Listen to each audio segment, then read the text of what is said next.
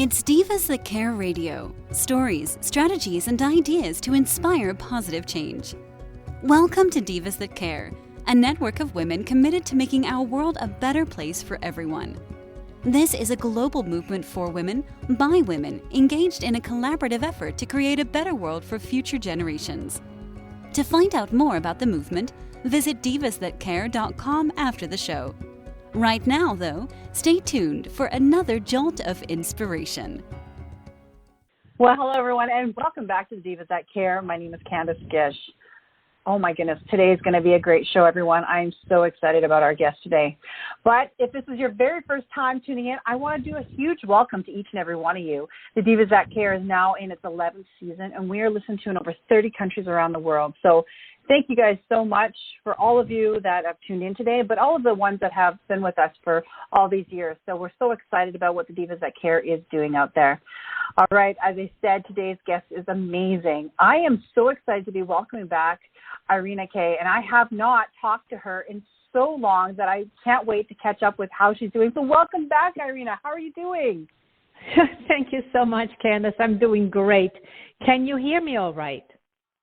I can hear you great. Fantastic. Oh, my goodness. Oh, well, Irena, before we kind of dive into today's program, would you mind introducing yourself to our listeners? Oh, no, of course not. Thank you so much for having me. And if you are listening to me because you are in a relationship that you maybe want to improve or want to know how I am now living the relationship of my dreams with my husband of almost 40 years, you're in the right place.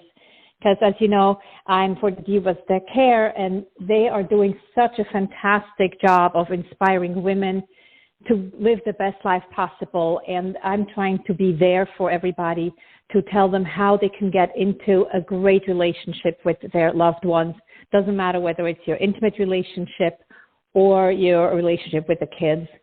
I am really excited and thrilled to be here and let you know what I can give you and tell you what I could do, because this is now my passion, is to have women live their best life possible, because I feel that's what I do, because I truly can say I am happy every single day. Oh, my gosh. I love that.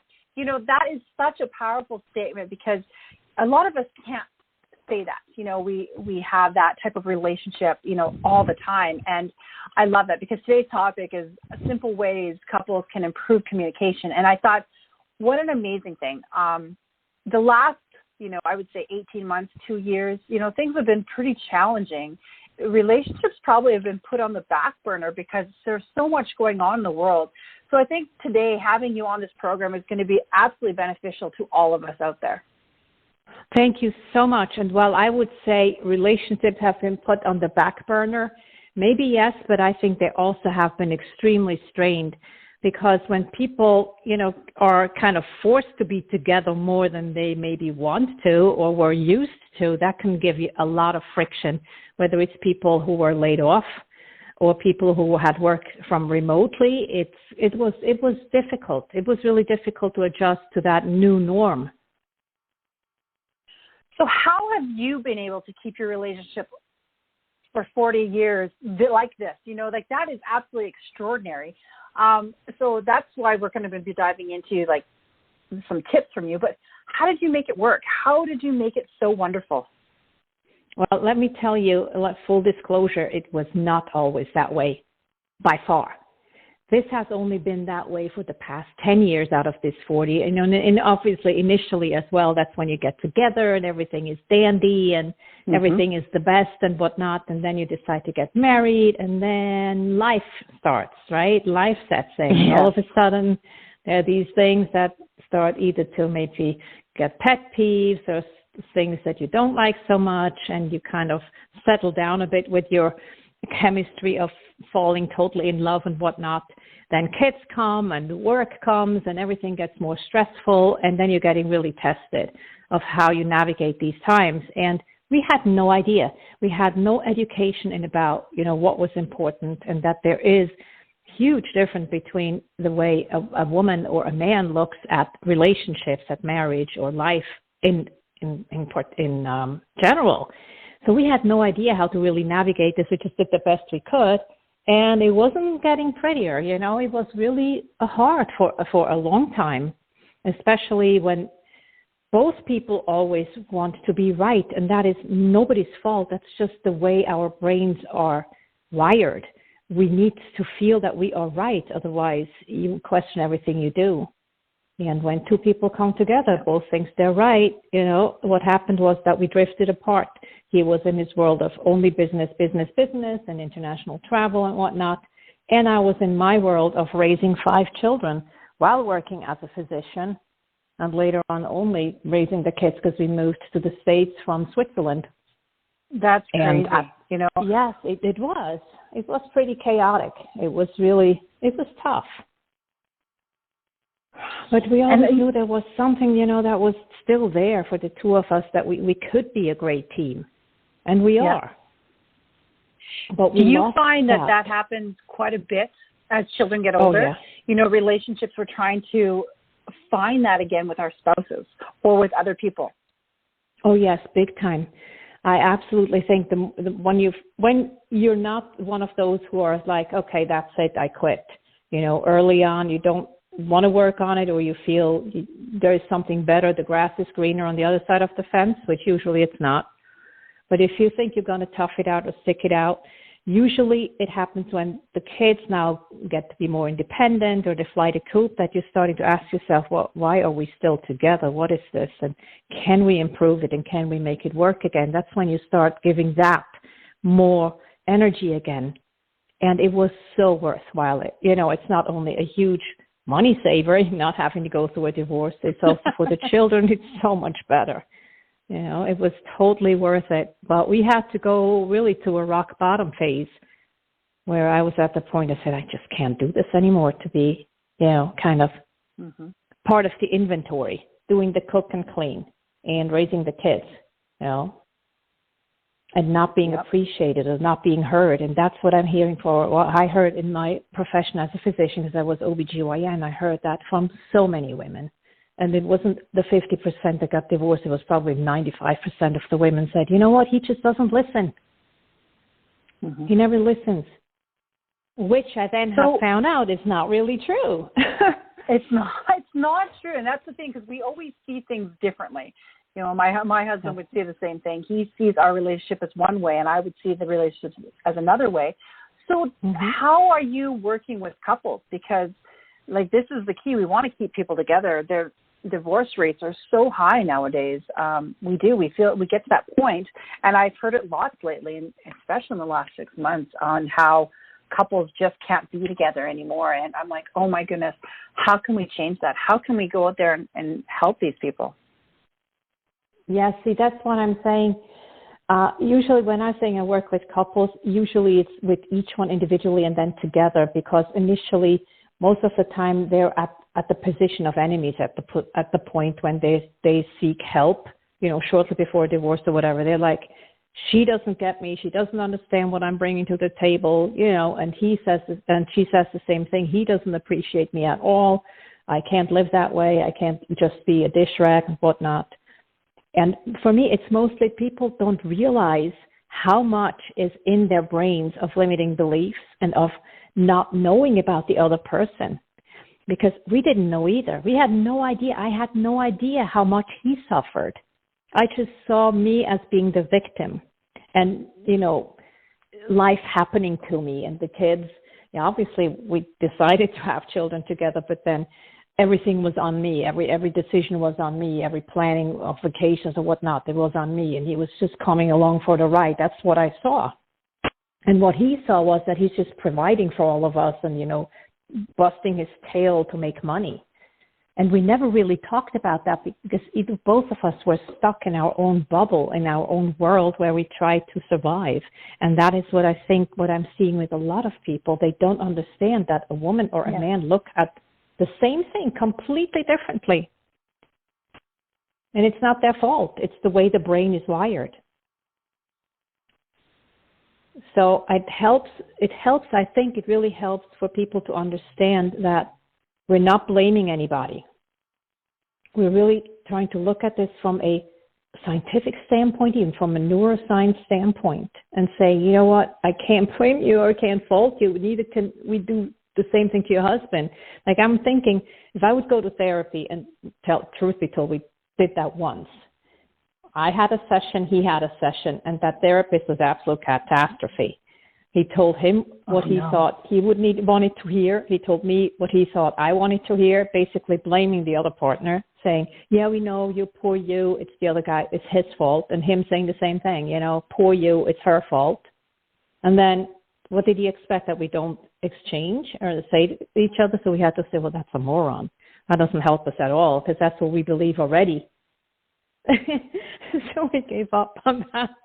Completely gave up on that. The idea is more to help you understand yourself, and in doing so, find compassion for your partner. Wow. Is this about the time that you decided to start becoming a therapist to help others out? No, that was way earlier. That was way when we were already, you know, still fully professional, fully engrossed in the children. We just thought, that's not going to work. We got to find our own way, and let's just muddle along. And that's what we did for a long time, muddle, right? And no, it was really what you said, is when the kids got older, that's when you have more time to think about these things. And like, now what? You know, the future, it's a different future if you have 2, 3, 4, 5, 6-year-olds, and I had 5 of them in rapid fire. Then the future is always the kids, until they become more independent, until they start going their own way, until they're off our payroll. But after that, it's like, now what? What if it's only the 2 of us? Now what? That's when we started thinking about, you know, so how are we going to navigate that? Mm-hmm. Oh, exactly. Well, the question I have for you, what can our listeners do before they get to that point? You know, we do have a lot of listeners that have young children, and they're finding the difficulty. What can they do now before they even get to that point that they're even considering not being with their spouse anymore? What kind of tips do you have for that, or what kind of things can we share today? Gosh, I wish I had known then what I know now. The thing is really this, trying to go into yourself and asking yourself, what do you really, really want? If it is that you really want to make this work, then you can't just say, like I thought, you know, if he's the right guy, there's no work. There is. It is. I don't really like this word work, but it is. It really has to, you have to start considering that maybe he is right too, or he has to think of, maybe let me look at her perspective, and really getting yourself educated about what the difference is, because there's a fundamental difference between men and women based on the way their brain is physically structured. So getting off that blame game wagon is huge. Even acknowledging to yourself, you know, when you're by yourself, even though you had like a big spat or whatever, and then both are grumpy and both are wounded and licking their wound somewhere, what if he is a little, at least 10% right? What could we do based on this? And then which one of us could be the hero and go to the other one and just say, I'm sorry, this is not what I wanted. I did not want us to get further apart. And you know, that little thing, I'm sorry, is so big. As you know, men have the hardest time to say, I'm sorry. And that, again, is the brain.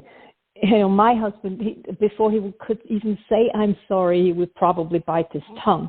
Now he can say it, because, you know, at that point, everything melts away. Every stress in our relationship melts away. Why can't they say, I'm sorry? Because they would have to admit that they're actually wrong about something.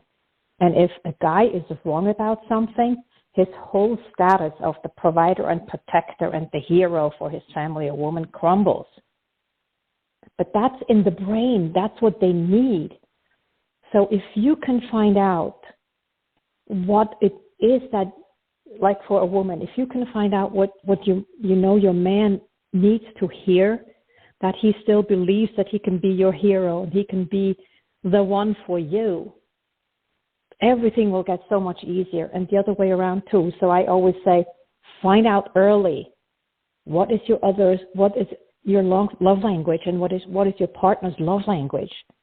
So you understand that when he says something like, let's hop in the sack and everything will be fine again, right? Something that I've heard so many times and I hate it. Mm-hmm. It's because his love language may be the one of touch. He feels if he is, physically touching you and stroking your hair, whatever, he's showing you love while you're still grumbling and grumpy because your love language would be the one to get praised. And if you never get praised, you don't feel loved. And I think it's highly important that people understand that about each other, so learn each other's love language. And there's tests online. You can do this easily. Right? Well, I like that you're talking about the science of it too, which I think is so important because we don't necessarily remember that. And people don't, if they have that, I think if they have a better understanding, it makes more sense. Exactly. And now that's funny that you said it makes more sense because, not everybody has that so-called why. That's also something I encourage people to learn about. What is their why? Why are they doing things the way they're doing things? Because your why, which now sounds like it has to make sense. By the way, this is mine as well. It has to make sense. Your why could be different from your partner's why. And I just want to give you the example from our relationship, our marriage. My husband's why is my way or the highway. So he just feels like I'm doing it my way just because it's my way. So when I question this, because for me it has to make sense, or I even say something or blurt out, that doesn't make sense. He gets so angry because he feels attacked.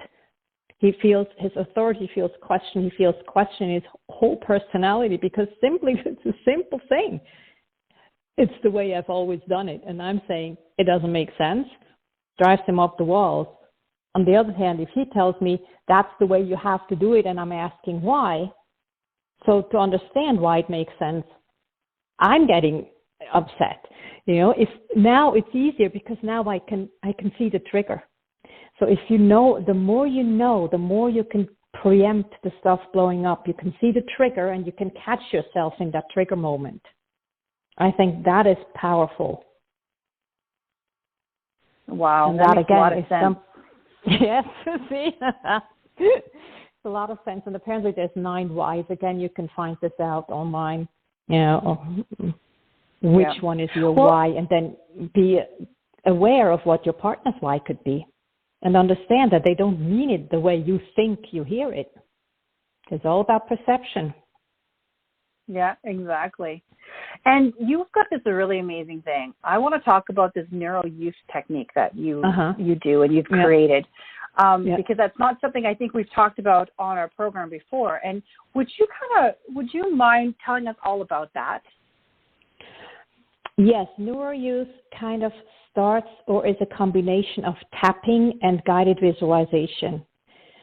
So the idea is that when I work one-on-one with somebody, it can be in a group too, and people can just, translate it to themselves, what would be applicable to themselves. It's like, think of an issue, something that really bothers you, because, stuff that bothers you is anchored in the brain, but also in the body. If you have long-term stress, whatever, everything like that is coded not only into the central nervous system, so not only in your brain, but also in your body.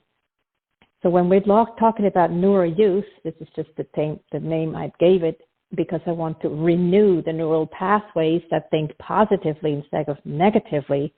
We're looking at a certain issue, and then, you have these tapping points or trigger points over the head and certain meridians along your body, along your arms and hands. That combined with the guided visualization can release those stuck energies and stuck emotions. And the way I'm doing it is when I'm working with people. Oops, I dropped my phone. Can you still hear me? I can, yes. Okay, good. Is looking at these where they could be sitting in the body, and then in the guided visualization, how we could address those, how they could think about getting to that and getting them out, and then doing it's not only a tapping, it's a stroking technique as well, along the arms. It's a simple thing to get rid of that. And is this something that you can do with your clients when you're going through this counseling with them too? Absolutely. I always use one of these techniques because I use these techniques, not only that one, but also memory reconsolidation, all of these, lots of these guided visualizations with cutting cords or whatever it is, clear beliefs processes that go and directly drag stuff up from the subconscious mind or stuff that's stuck in the body. And it's really amazing how quickly that can be released. And it's a technique that people then can learn and use on their own. That's the idea, that if you know what could trigger you, that you can get there and find the cause or even the source, which is the underlying, the core belief, and get rid of that one on your own.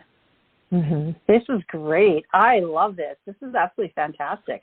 What a great technique to use. And with couples, we're always trying to talk about different things and how, to make everybody's lives better and, reducing stress, reducing anxieties. And I think this technique would really work really well with that. 100%. That's the whole thing. If you feel you have control over stuff, releases the stress, releases the anxiety, because most of the time overwhelm or whatever this is, whatever stressful is stuff that you think is happening to you. But if you start noticing that you have control over how you feel and that you have a choice to say, I feel happy today. I want to feel grateful about what I have, not feel miserable about what I don't have. It's huge. It's so powerful. And then if you start, then always you have, that the negative bias that the human brain has, that it has to have because of the ancestral imprints from the caveman days. You have these which are 3 times as strong as a positive impact. So that's the crazy thing, right? You would have to need 4 positive reinforcements, affirmations, meditations, whatever it is, to counteract a negative one and come out on top. You need to be 4 times as strong as the other ones or 3 times as strong as you are. That's why you need repetitive stuff for this, to get these patterns and get these patterns established in the brain, in the neural pathways. And that's why these techniques are so powerful. And once you make them your own and you practice them, you'll see how much better everything is. I'm just excited that you're talking about this. This is really neat. I want to ask you, before I forget, how can our listeners get a hold of you? Because I know that our show is coming to a close here, but how can they get a hold of you? Because you do a lot of coaching, you help a lot of individuals. So how can our listeners get in contact with you? I have a contact page on my website, ultimatesuccessmindset.com. You can go there and request a complimentary session where I can, show you what we could do together, if that's what intrigues you, or I can show you what else I'm up to. So that's ultimatesuccessmindset.com, and you'll find me there. Perfect. Well, and just to all of our listeners, I'm going to be posting Irena's stuff on our Facebook. I'll also put on all of our social media and connect you on our website also. But just to let you all know, Irena is also one of our Diva hosts, so you can check out her page there too, because we're excited to have her as one of our hosts. Well, my goodness, Irena, this has been an amazing call. I've had so much fun listening to you. You've got so much information. One of the things I'm going to ask you is, do you have any last-minute tips or tools that you can leave with our listeners today? Yes. Last-minute tips or tools. What I'm saying, one of these tips, if you really want to have a great relationship, never, ever, ever hold back saying, I love you. It goes a huge way. I know it makes you feel vulnerable. I was there. I understand. But it goes a huge way to really affirm that love for each other, even to yourself. Because it's easy to get off and jump off the bandwagon and go into the negative again. Again, what I said, neuroscience-wise, right? And like I said, otherwise, gratitude practice is huge. If you can just take every morning or every night, just take a few minutes to yourself and just talk about or you think about what you are grateful for. Some people like to journal. Some people like to just think about it. I'm too lazy to journal. I don't want to write it down, and I can't read it anyway. But just what are you grateful for? And it can be the smallest things. It just brings you into a higher vibration, into a positive mindset, even if it's a glorious sunset like we had it last night. Or in the morning, the smell of coffee, yum.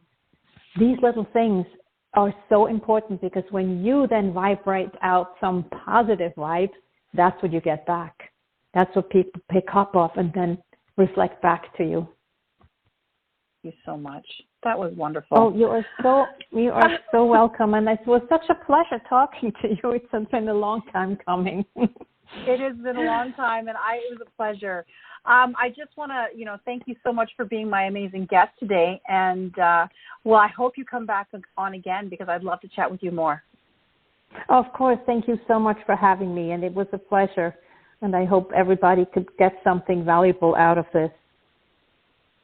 Well, I definitely did, and I know our listeners did too. So thank you so much. Wonderful. And I want to do a huge shout out to all of our amazing listeners. Make sure that you check out all of our Diva hosts at divasthatcare.com because you'll be able to see some amazing shows on there. Also, thank you so much for everything that you guys are doing out in the world. There's so many amazing people, and we want to make sure that we can do a big shout out to each and every one of them. As I said, I've had a great show. Thank you, Irena, again. Thank you to all of our listeners, and I hope that you guys do something kind. Until next time, everyone. Thanks for listening. This show was brought to you by Divas That Care. Connect with us on Facebook, on Instagram, and of course on divasthatcare.com, where you can subscribe to our newsletter so you don't miss a thing.